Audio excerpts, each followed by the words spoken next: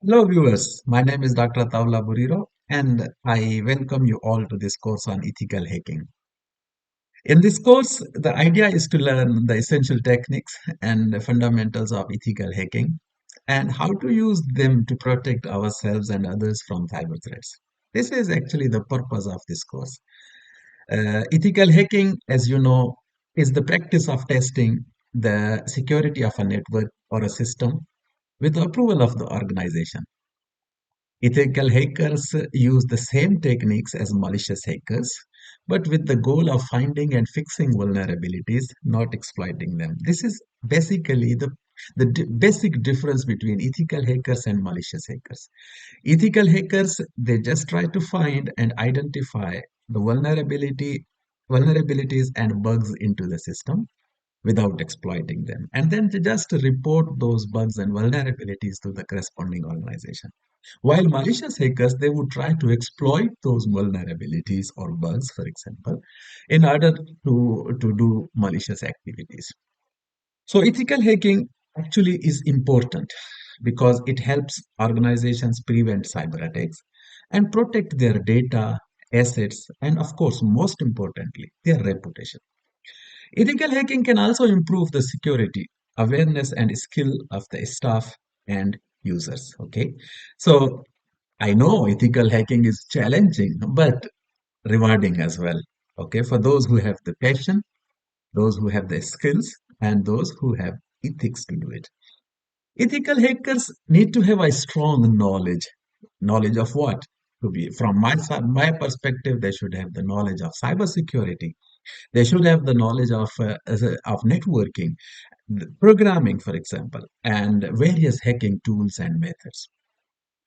They also need to be creative, curious, and adaptable to different situations and systems, for example. So the main purpose of this of this course actually is to introduce you to these concepts, for example, to networking. Okay, in networking, you will be learning how to analyze network traffic and identify potential entry points, for example. In operating system part, for example, we will check how to exploit misconfigurations and vulnerabilities in Windows, in Mac, in a Linux, for example. And in programming and in scripting, this is also a core skill that one must have for doing ethical hacking. Uh, Actually, this is how you automate tasks or scans for vulnerability testing using different languages. Information security, like I said, is extremely important. So we, as ethical hacker, we should know how to apply those principles regarding confidentiality, integrity, and availability for ethical hacking projects. Okay.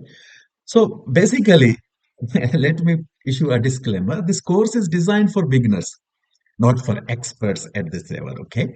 So this course is designed for beginners who want to learn ethical hacking from scratch. I don't want them to have a prior experience and knowledge to enroll, for example. However, they should have, for example, the basic understanding of computers, internet, and they should have the willingness to learn new things. I can assure you that by the end of this course, okay, you will be able to have basic understanding of the concepts and ethics of ethical hacking. You should be able to perform basic and advanced penetration testing on various systems and networks.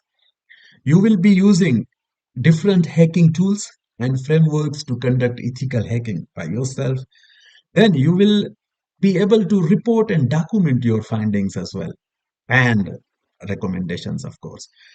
I would suggest to prepare for certification exam as well, like a CEH exam. So you will have to access. For example, I would try to share with you all the material, okay, and I will welcome your feedback, support, suggestions if you have any. So if you are ready to start your ethical hacking journey with me, subscribe to this channel and hit the bell icon to get notified, and let's get hacking now. Okay? So before jumping to the main topic, I explained you why it's studying ethical hacking. So studying ethical hacking is extremely important these days. Okay, why? Because you see, uh, just to remind you, just to make sure that we are on the same page. Ethical hacking is actually the practice of testing and improving. What is improving? What are we going to improve? We are going to test the security of a system, and if there exists a bug or there exists a vulnerability, we are going to fix this, okay, not exploit it, and then we can document it and recommend the organization to do necessary steps. Okay, and actually, we will be simulating exactly the same way the attackers do. Okay. Now, why is it important? It is extremely important because, you know, if a successful malicious attack, for example, could lead to financial as well as sentimental consequences. Okay. So I I'm kind of interested in learning all these things. I want the new generation, for example, to understand all these concepts very, very well. And what you can get, for example, if you are learning ethical hacking. So in ethical hacking, you could take the line of penetration testing, for example, or you could participate to bug bounty programs by different organizations, for example. Okay, I will explain these bug bounty programs later. Cybersecurity research, for example, you would be interested in doing research in malware analysis domain or user authentication domain or any domain related to cybersecurity, for example. You would be these skills will be very, very important for you then. Cybersecurity education as well. If you need to teach a course related to cybersecurity, it would be really helpful to have those practical skills, for example. So I wrote here penetration testing. So if you are taking this line, for example, what is penetration testing? Penetration testing means these penetration into a system with authorized access. So you need to have a permission to do this penetration testing. Now, ethical hackers, they are bound to use unauthorized attacks, not unauthorized attacks, authorized attacks on a system or network to evaluate its security, using multiple tools. They use the same tools. We use the same tools like Nmap, the Harvester. We use, for information gathering, we will be using Shudan, Maltigo, for example. These are different tools that could be used for information gathering. We will be using the same tools. And then, for example, big bounty programs are there as well. And, you know, when you find a bug or a vulnerability in a program of a top-notch company, let's say Microsoft, for example, you earn a lot. So ethical hackers report these bugs and flaws, these vulnerabilities that they have found out, and they report these bugs and vulnerabilities to the developers or the owners of those organizations and receive rewards or recognition of their contribution. So, for example, here you see a lot of money is paid to the one who actually reports these bugs or vulnerabilities. Sorry. In fact, you see up to $100,000 or up to $60,000. So the idea is to make you understand all these things. How good you are at doing something. Then, for example, you will be able to have those skills and you will be able to participate into those bug bounty programs. So I would suggest you to go on this link, for example, microsoft.com/en and -us/msrc/bounty. You will be able to see all the open bounties. Now, why studying ethical hacking? So this is actually the main part of this video. Why studying cybersecurity or ethical hacking? I would say cybersecurity for research and education. Like I said, if you are interested in continuing your education in for example, doing masters or PhD in cybersecurity related field, it's extremely important to have these skills. Okay, and also, like, since humans are considered the weakest link in cybersecurity, so it's really good to make them educated, for example, related to cybersecurity things, and they should be made aware about these problems. And of course, we need to, promote best practices of cybersecurity. Okay. For example, best practice of authentication, what it could be. I mean, we as a user should not be using simple passwords. We should be using complex passwords. Okay. So these are the best practices, for example. So ethical hackers actually they conduct experiments in the same way as malicious hackers do. Okay, and but they investigate and discover, for example, new threats, new techniques, and solutions for cybersecurity.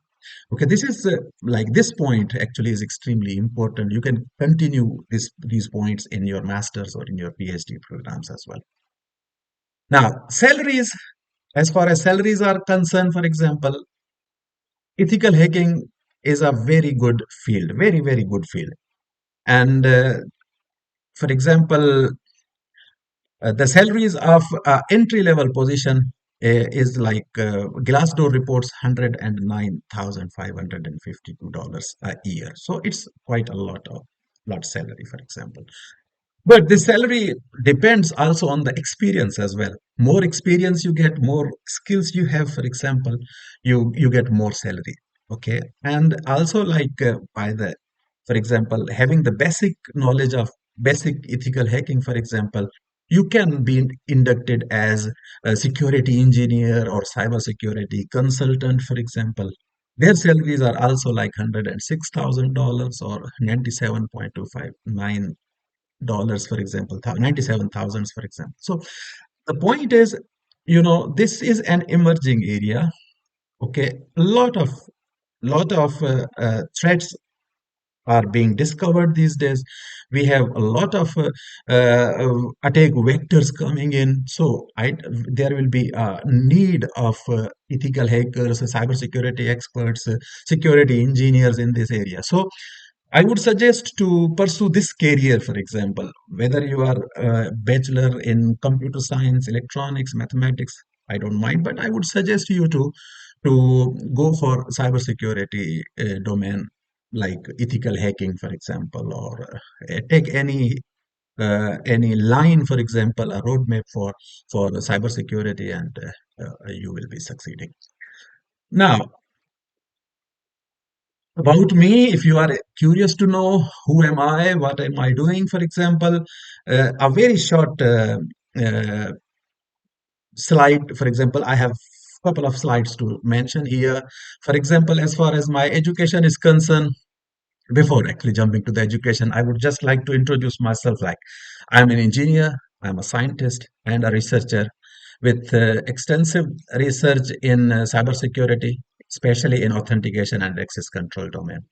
So I'm working at a multidisciplinary area. So my area combines four different techniques, for example, four different domains: biometrics, machine learning, cybersecurity, and data science, for example. So I have to follow all these steps in order to complete my task. Now, as far as my education is concerned, I did bachelor's from one of the university in Pakistan back in 2007. Then I completed my master's in 2011. There is a gap of 10 years between these two degrees because I started working as communication engineer in one of the finest department in Pakistan.